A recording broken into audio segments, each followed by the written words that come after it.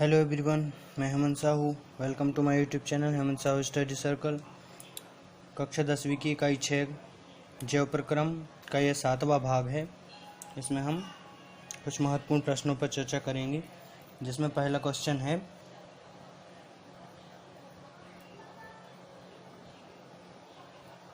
Xylem एवं phylum या phloem, है ना। जाइलम या फ्लोएम में अंतर। ये प्रश्न आप 9th क्लास में भी पढ़ चुके हैं, ठीक है। चलिए अंतर लिखते हैं। साइड लिख लेंगे जाइलम, इस साइड लिख लेंगे फ्लोएम। पहला अंतर है कि जाइलम और फाइलम के कार्य क्या हैं। जाइलम जल का जो है वो करता है, संवहन करता है पौधों में, और फ्लोएम क्या करता है, भोज्य पदार्थों का संवहन करता है। तो पहला अंतर यही लिख दें कि जाइलम द्वारा जल व उसमें घुले लवण का क्या करता है, संवहन करता है। ठीक। फ्लोएम में क्या लिख देंगे कि फ्लोएम से जो है क्या होता है, पत्तियों द्वारा जो भोज्य पदार्थ निर्मित होते हैं, उन भोज्य पदार्थों को क्या करता है, ये पौधे के सभी भागों तक पहुंचाता है। ठीक है, ये हो गया पहला पॉइंट। दूसरा पॉइंट यह क्या है, यह एक निर्जीव ऊतक है, सजीव नहीं है, निर्जीव ऊतक है। जबकि यह क्या है, यह एक सजीव ऊतक है। ठीक।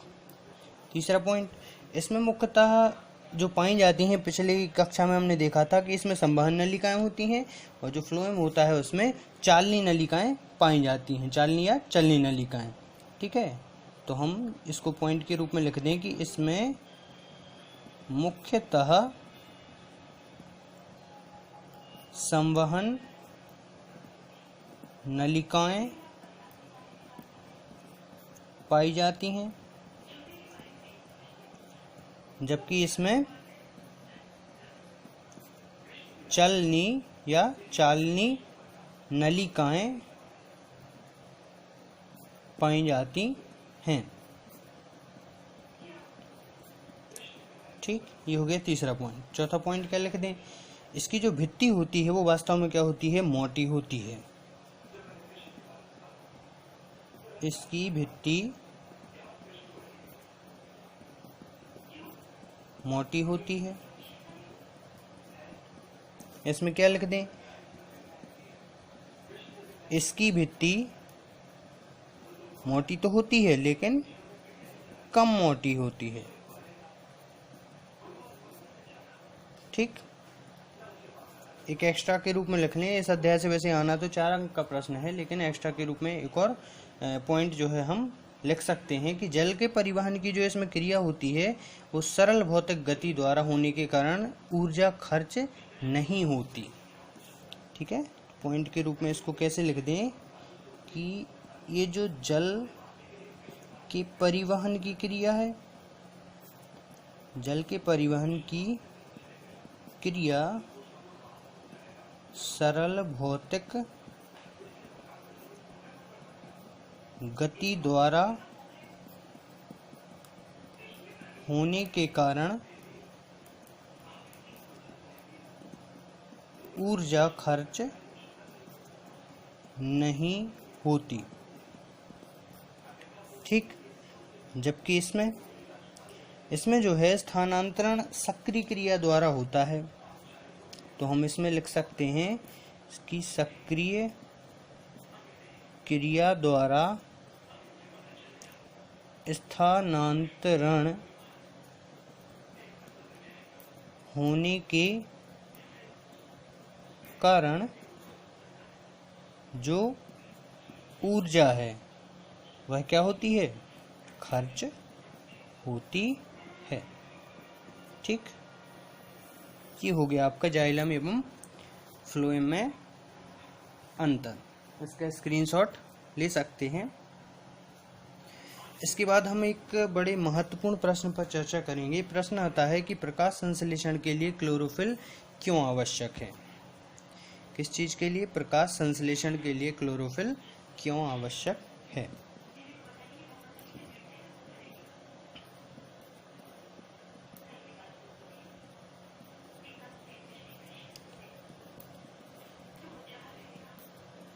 प्रकाश संश्लेषण के लिए क्लोरोफिल क्यों आवश्यक है, ये है आपका प्रश्न। ठीक, इसके लिए जो है हमें हमारी पुस्तक में दिया हुआ है क्रियाकलाप, वो क्रियाकलाप हमें करना पड़ेगा। उसी क्रियाकलाप के आधार पर जो है ये प्रूफ होता है, ये सिद्ध होता है कि क्लोरोफिल प्रकाश संश्लेषण के लिए आवश्यक क्यों है।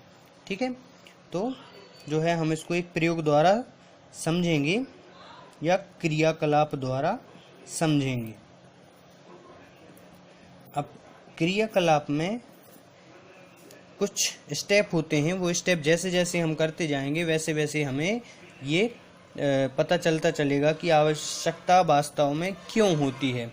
तो सबसे पहले तो हम क्या करेंगे,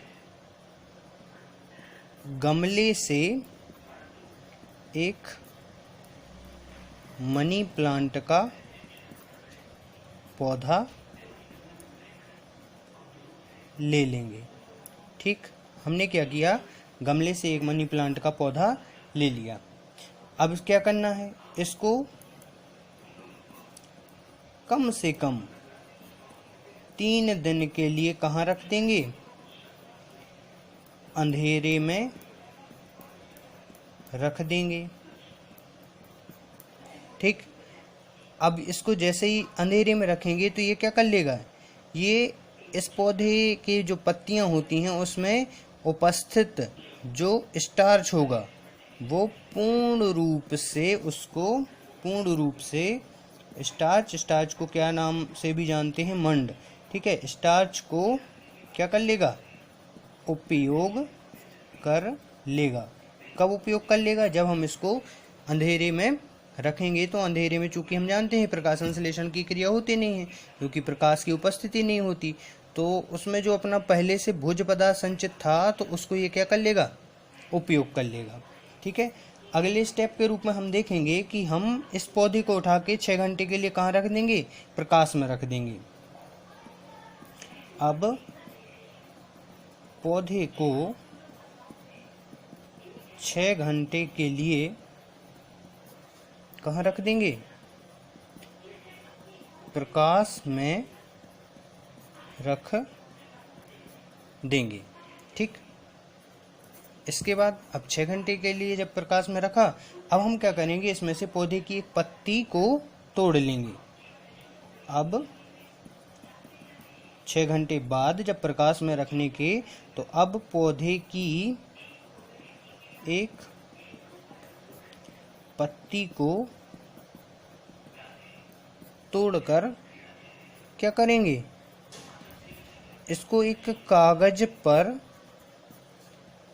जो है टैप कर देंगे या उसको चिपका देंगे, और थोड़ा सा उसको व्यवस्थित पेनें आती हैं जो है ना, टेपिंग पेन, टैप, उससे क्या कर देंगे, उसको टैप कर देंगे।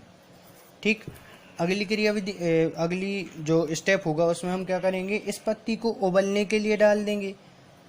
अब इस पत्ती को उबाल देंगे। पत्ती को हमने उबलने के लिए रख दिया किसी बीकर में। ठीक। अब पत्ती जैसी उबल जाएगी तो हम क्या करेंगे, इसको अल्कोहल से भरे बीकर में डुबोकर उबालेंगे। ठीक, अल्कोहल से भरे बीकर में डालकर उसको उबाल दिया। अब हम क्या देखेंगे कि जो पत्ती का रंग था या फिर पत्ती जिस भी विलयन में, मतलब अल्कोहल के विलयन में जब हमने उसको उबाला तो पत्ती का रंग और विलयन का रंग देखेंगे कि क्या इनका कोई रंग चेंज हुआ है या नहीं है।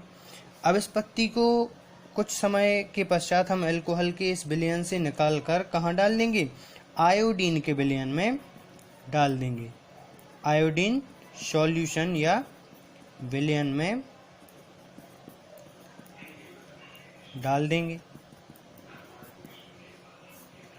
अब अगले पेज पर हम देखते हैं इसमें कि जैसे ही हम इस पत्ती को बाहर निकालेंगे, जैसे ही आयोडीन के सॉल्यूशन से हम इस पत्ती को बाहर निकालेंगे तो सबसे पहले तो पत्ती को क्या करेंगे, धो लेंगे और पत्ती के रंग को देखेंगे। पत्ती के रंग को देखेंगे।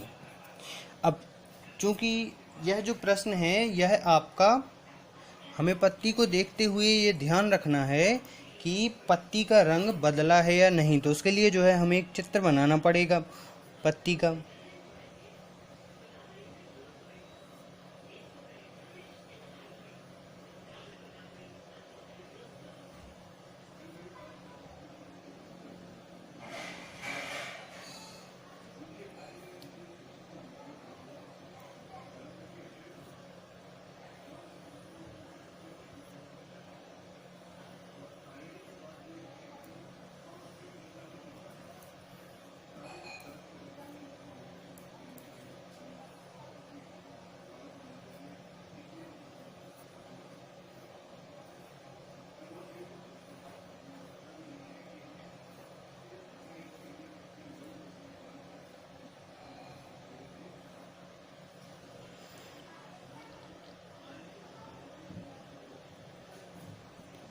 ये चित्र किस चीज का है और ये चित्र किस चीज का है, दो चित्र बनाए हुए हैं हमने, ए और बी।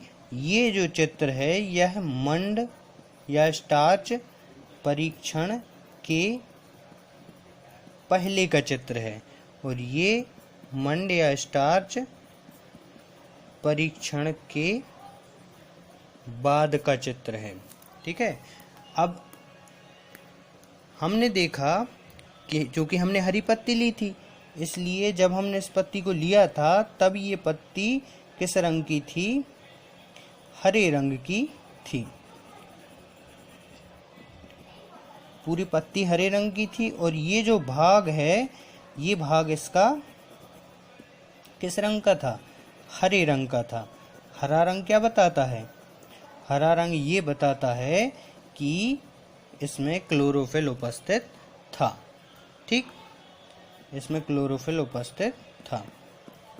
अब जब हमने इस पत्ती को इस प्रयोग के से गुजारा तो हमने देखा मंड परीक्षण के बाद कि इसके ये जो भाग थे जो हरे रंग के थे पहले, वह कुछ यहाँ पर काले एवं नीले रंग में बदल जाते हैं।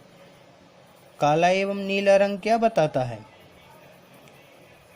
कि इसका जो हरा रंग था वो क्या हो गया, गायब हो गया। ठीक है, हरा रंग जो है इसका गायब हो गया। अब यहाँ पर कुछ भाग होते हैं, आपकी पुस्तक में बना हुआ है चित्र, ये पीले भाग थे। ठीक है, ये हरे भाग थे। ठीक, हमने क्या किया, स्टार्च परीक्षण किया। ठीक, ये अप्रभावित भाग है, मतलब इस पे किसी भी प्रकार का कोई भी इफेक्ट नहीं पड़ता हुआ दिखाई देगा। ये कौन सा भाग है, ये इस स्टार्च परीक्षण में प्रभावित भाग है। ठीक है, किस रंग का हो गया ये जो है आपका नीला और काले रंग का हो जाएगा, है ना। किस चीज के कारण? आयोडीन परीक्षण के कारण। अच्छा, अब इस पूरी प्रोसेस से हमने क्या निष्कर्ष निकाला? इससे निष्कर्ष ये निकाला, जो हमारा प्रश्न था कि प्रकाश संश्लेषण के लिए क्लोरोफिल आवश्यक है, यह कैसे सिद्ध करेंगे। तो इसमें हमने ये देखा कि इससे यह सिद्ध होता है, इस परीक्षण से यह सिद्ध होता है कि हरे पौधे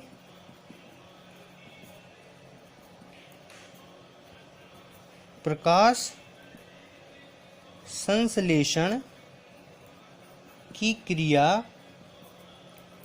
के द्वारा क्या करते हैं? क्लोरोफिल का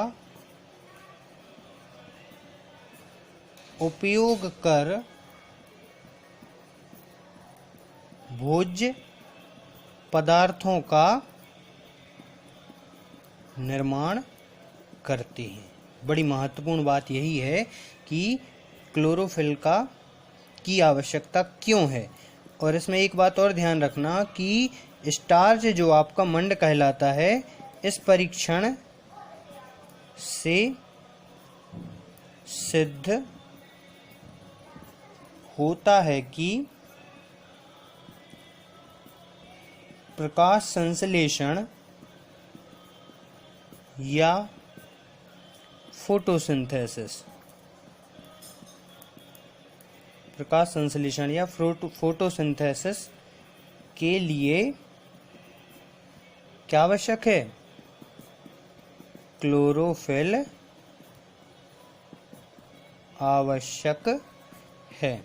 तभी तो ये पत्ती कैसी थी? हरी थी, क्योंकि प्रकाश संश्लेषण की क्रिया इसमें हुई थी। जबकि आयोडीन परीक्षण से यह सिद्ध हो गया कि इसमें जो है प्रकाश संश्लेषण के लिए क्लोरोफिल आवश्यक होता है।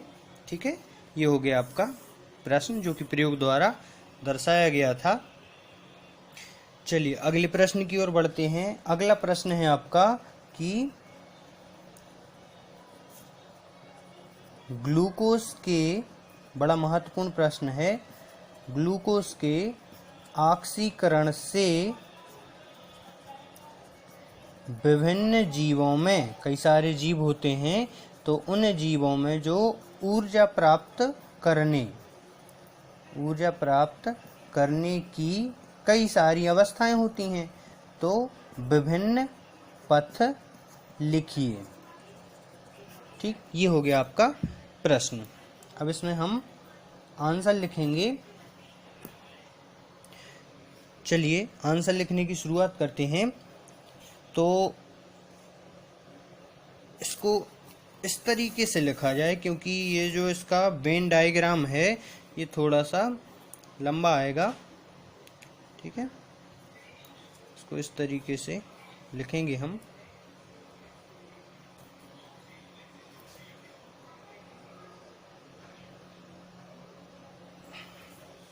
चलिए देखते हैं।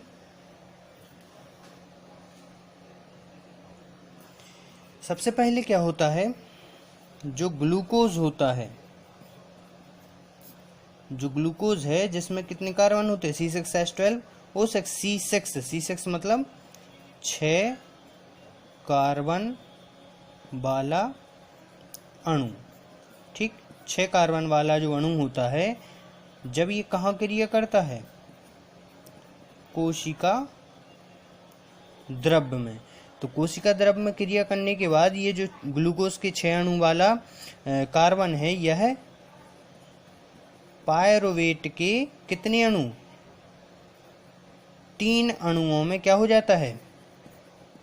विखंडित हो जाता है। ठीक है, और साथ साथ में क्या मुक्त होती है? ऊर्जा मुक्त होती है। ठीक, अब होगा क्या? ये जो प्रक्रिया है यह 3 अलग अलग भागों में बट जाती है, और ये 3 अलग अलग भाग कुछ इस तरीके से हैं।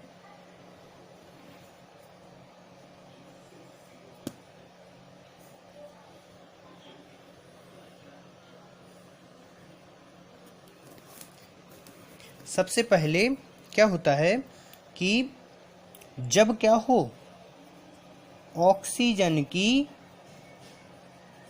अनुपस्थिति, एक जगह क्या होगी, ऑक्सीजन की यहाँ पर भी अनुपस्थिति, लेकिन इसकी जो कंडीशन है वो अलग होंगी, और यहाँ पर क्या होगा, यहाँ ऑक्सीजन की क्या होगी, उपस्थिति होगी। चलिए, अब ऑक्सीजन की जब अनुपस्थिति होती है, यह क्रिया होती है कहाँ पर, ईस्ट में, और जब ये ईस्ट में क्रिया होती है तो पायरुवेट का जो 3 अणु वाला कार्बन है, यह काय में बट जाता है, एक तो बनाता है एथेनॉल, जिसे हम C2H5OH मतलब इथाइल अल्कोहल के नाम से जानते हैं। साथ साथ में कार्बन डाइऑक्साइड एवं ऊर्जा है वो भी मुक्त होती है, और 2 कार्बन अणुओं का क्या होता है, निर्माण होता है। ठीक, पहली बात हो गई है। दूसरी बात क्या होती है, जब ऑक्सीजन की अनुपस्थिति हो, लेकिन यह कोशिका कहाँ होती है, हमारी पेशियों में या कोशिकाओं में। अब आप कहेंगे कि यहाँ पर ऑक्सीजन की अनुपस्थिति कैसे हुई, तो यह क्रिया जो है ग्लूकोज के विखंडन की क्रिया है। तो निर्माण काय का होता है, एक तो होता है लैक्टिक अम्ल का, साथ साथ में जो है ऊर्जा मुक्त होती है, और क्या बनता है, 3 कार्बन अणुओं का निर्माण होता है। ठीक, अब ये जो ऑक्सीजन की उपस्थिति में क्रिया होती है, यह क्रिया कहाँ होती है, माइटोकॉन्ड्रिया में यह क्रिया होती है, और इसको हम नाम देते हैं क्या, वायवीय श्वसन। वायवीय श्वसन, ये कौन सा श्वसन था, ये श्वसन था अवायवीय श्वसन। ठीक है, अब ये जो ऑक्सीजन की अनुपस्थिति में क्रिया, ऑक्सीजन की उपस्थिति में क्रिया होती है, इसमें कार्बन डाइऑक्साइड बनती है, जल बनता है, साथ साथ में ऊर्जा मुक्त होती है। ठीक, ये क्रिया इस तरीके से ग्लूकोज के विखंडन की क्रिया विभिन्न जीवों में संपन्न होती है। यहाँ पर आपको एक बात और ध्यान रखनी है कि जो कोशिकीय श्वसन होता है, जो आपका कोशिकीय श्वसन होता है, उसके द्वारा जो मुक्त ऊर्जा होती है, तो मुक्त ऊर्जा क्या होती है, तुरंत ही एटीपी अणु में संश्लेषित हो जाती है। तुरंत ही कहाँ क्या होता है, एटीपी अणुओं में संश्लेषित हो जाती है। तो ये था आपका जो है ग्लूकोज के अणुओं का विखंडन। ठीक है, अब हम एक और महत्वपूर्ण प्रश्न की चर्चा करेंगे। यह प्रश्न 2016 में पूछा गया था। कृत्रिम वृक्क अपोहन या हीमोडायलिसिस की क्रिया समझाइए।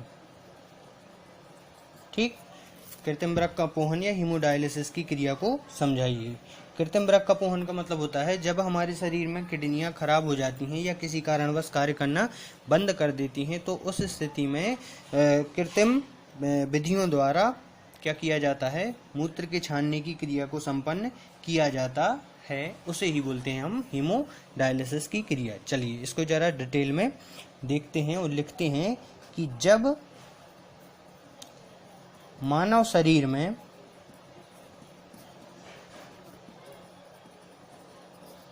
वृक्क या किडनी क्या हो जाती हैं, इन्हें हम एक नाम से और जानते हैं गुर्दे, क्या कर देते हैं, कार्य करना बंद कर देते हैं,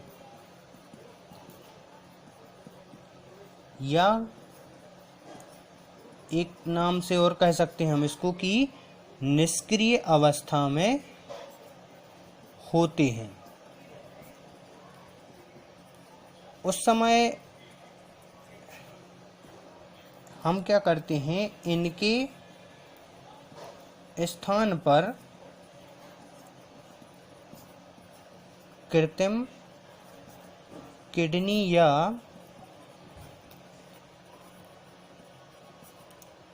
डायलिसिस की क्रिया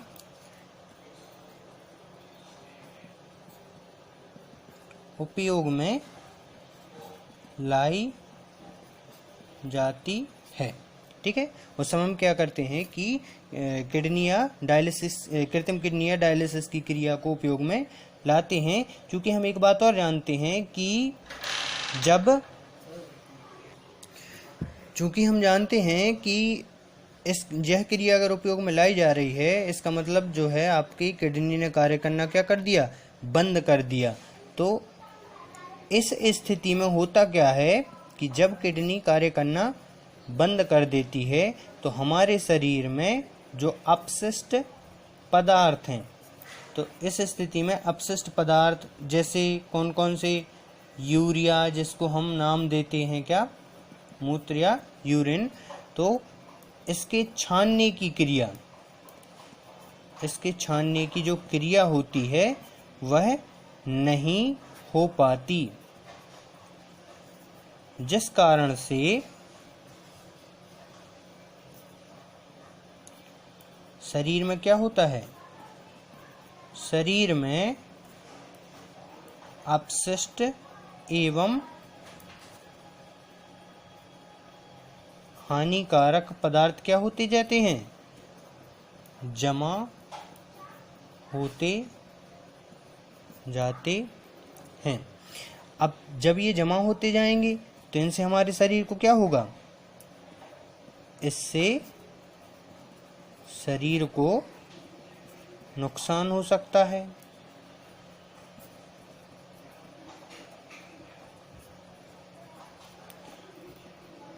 इसी कारण से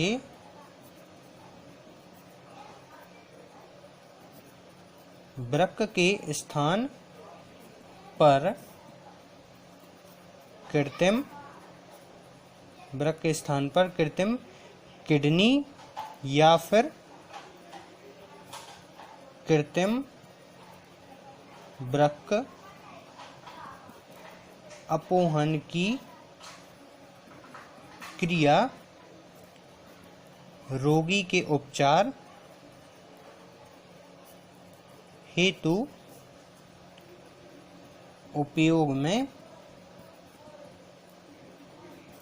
लाई जाती है। ठीक है, और यह प्रक्रिया क्या करती है, यह प्रक्रिया शरीर में निर्मित जो भी यूरिया या फिर कई प्रकार के क्रिएटिनिन नाम के कई प्रकार के जो है पदार्थ होते हैं, साथ साथ में जल को रक्त से पृथक करके मूत्र के छानने की प्रक्रिया संपन्न करती है। तो ये होता है आपका हीमोडायलिसिस।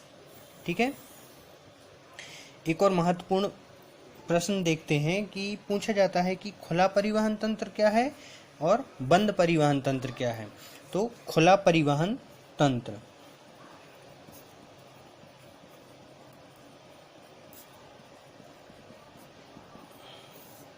खुला परिवहन तंत्र क्या है, तो इस प्रकार के परिवहन में ये जो परिवहन होता है इसमें हमारे, चूँकि ये मनुष्यों में तो पाया नहीं जाता, तो इस प्रकार के परिवहन में जो रक्त वाहिनियाँ होती हैं उन्हीं में रक्त भरा होता है। इस प्रकार के परिवहन में रक्त वाहिनियों में जो रक्त होता है वो कहाँ बहता है, वाहिनियों में बहकर शरीर की देह गुहिका के अंदर भरा होता है। इसीलिए जो रक्त होता है, रक्त सीधे ही अंगों के संपर्क में रहता है। अच्छा, इसके उदाहरण पूछे जाते हैं, कई बार ऑब्जेक्ट के रूप में भी आ जाते हैं कि खुला परिवहन तंत्र किन जीवों में पाया जाता है।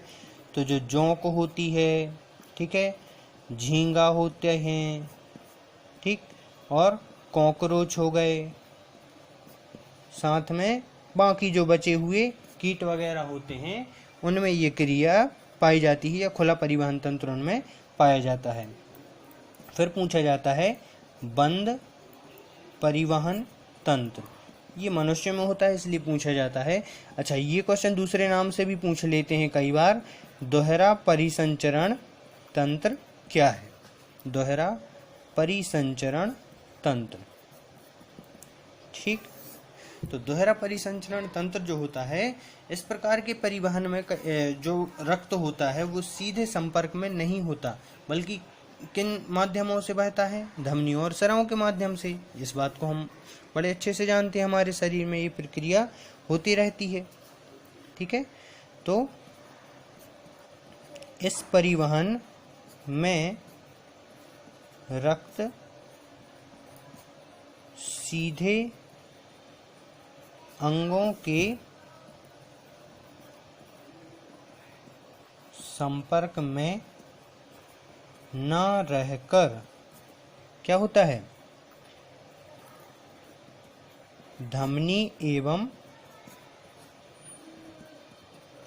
सिराओं के में क्या होता है? प्रवाहित होता है। उदाहरण पूछे जाते हैं तो उदाहरण लिख सकते हैं हम, मछली हो गई, मेंढक हो गया, जितने भी रेंगने वाले सरीसृप हो गए, सारे पक्षी वर्गों में भी ये पाई जाती है, जितने भी स्तनी वर्ग के प्राणी होते हैं उनमें, और सबसे महत्वपूर्ण मनुष्यों में भी पाई जाती है, ठीक है। क्या? दोहरा परिसंचरण तंत्र या बंद परिवहन तंत्र। अब एक बात और कि ये जो बंद परिवहन तंत्र होता है, हृदय, रक्तवाहिनियाँ, हृदय हो गई, रक्तवाहिनी एवं रक्त का बना होता है, रक्त का बना होता है। और मछलियों में एक बात और याद रखें कि मछलियों में एकल चक्रीय परिवहन, जिसे इंग्लिश में क्या बोला जाता है? Single circuit circulation, single circuit circulation. और जो पक्षी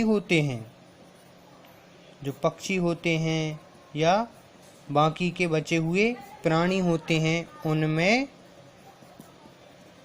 दोहरा चक्रीय परिवहन या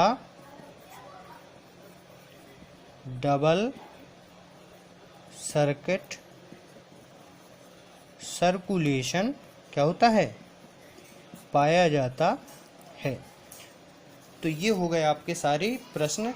कृत्रिम वृक्क का पोहन, खुला एवं बंद परिवहन तंत्र हो गया आपका, ठीक है। ये हो गया आपका, क्या देखा था हमने? ग्लूकोज के ऑक्सीकरण से जो विभिन्न जीवों में ऊर्जा प्राप्त करने के पथ थे उनकी चर्चा हो गई, ठीक है। ये आपका जाइलम एवं फाइलम में अंतर हो गया, और प्रकाश संश्लेषण के लिए क्लोरोफिल क्यों आवश्यक है, ये हो गई उसकी पूरी विधि चित्र सहित, ठीक है। इस वीडियो में इतना ही, धन्यवाद। बाकी बचे हुए प्रश्नों को अगली वीडियो में देखेंगे।